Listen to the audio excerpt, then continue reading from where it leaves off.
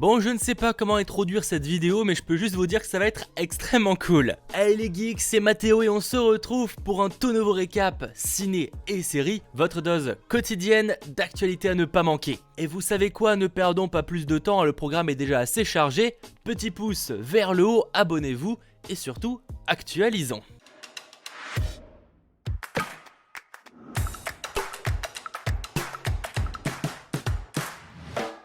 Pour commencer ce récap en beauté, parlons un petit peu casting avec Chris Pine, donc on a notamment vu dans les films Wonder Woman, que ce soit par le passé ou prochainement, qui serait en cours de négociation pour jouer dans le film Donjons et Dragons, film live je le rappelle, qui est basé sur le célèbre jeu de rôle. Alors pour l'instant on n'a pas trop d'infos à la fois sur le rôle qu'il pourrait avoir ainsi que sur l'intrigue du film, mais c'est la Paramount qui produit, et ce sera réalisé et écrit par Jonathan Goldstein et John Francis Daley, à qui l'on doit entre autres Game Night ou Vive les vacances, globalement de bonnes comédies.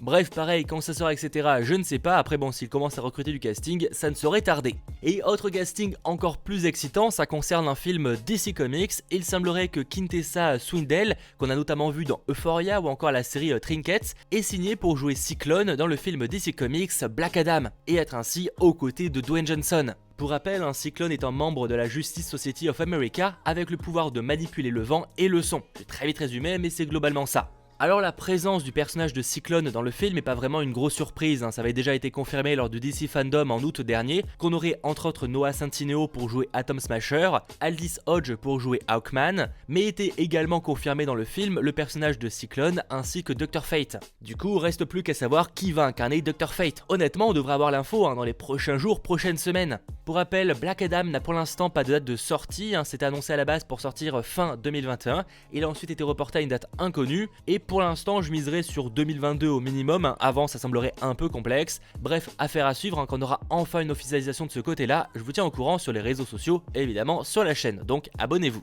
Voilà, on a un petit peu parlé de DC Comics, changeons d'univers et parlons un peu de Marvel. Alors déjà la première information, sans vraiment aucune surprise, je vous avais déjà évoqué que ce serait assez logique, mais le service de streaming Hulu a annoncé qu'ils arrêtaient la série Marvel Helstrom après seulement une saison. Alors bon, encore une fois, rien de surprenant, Helstrom était l'une des dernières séries live, voire la dernière série live produite par Marvel Television, qui n'existe plus réellement, puisque Kevin Feige, donc le big boss de Marvel Studios, a pris le contrôle créatif de tout Marvel. Ce sera probablement le cas de MODOK, une série animée qui est prévue pour 2021.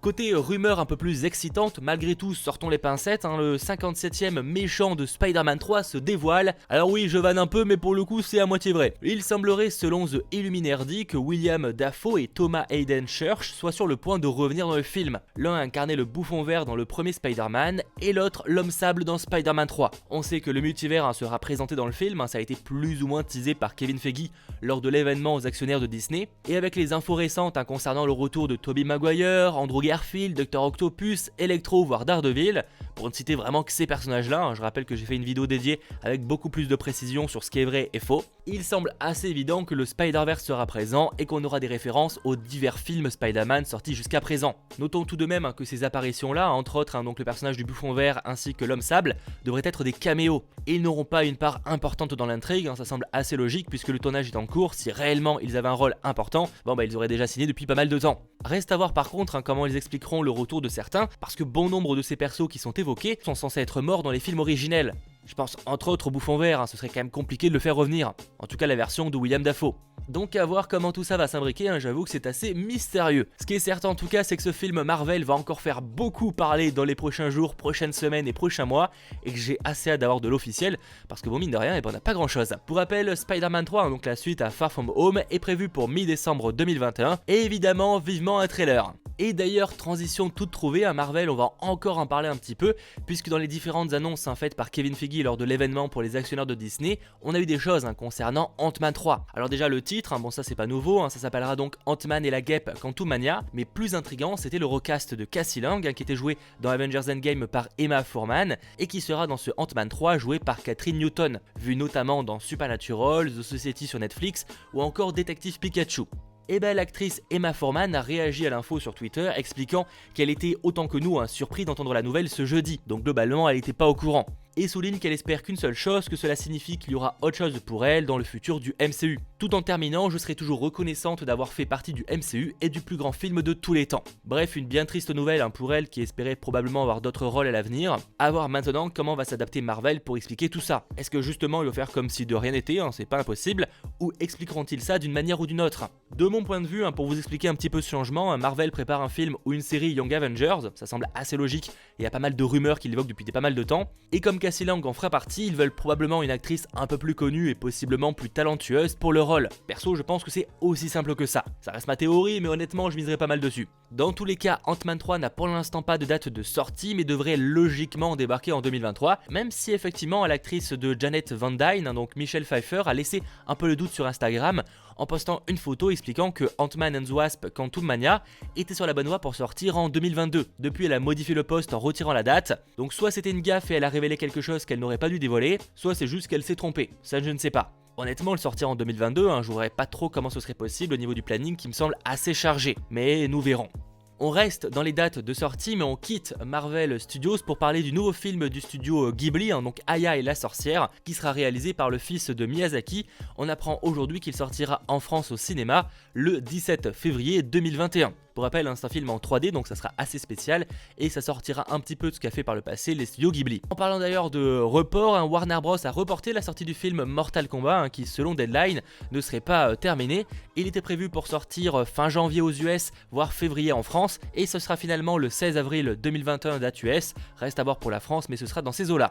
Sachant que Warner Bros a également reporté à la sortie US de Tom & Jerry d'une semaine, mais bon, pour la France on ne devrait pas avoir de répercussions puisque le film était déjà à la base planifié un peu plus tard que la date américaine.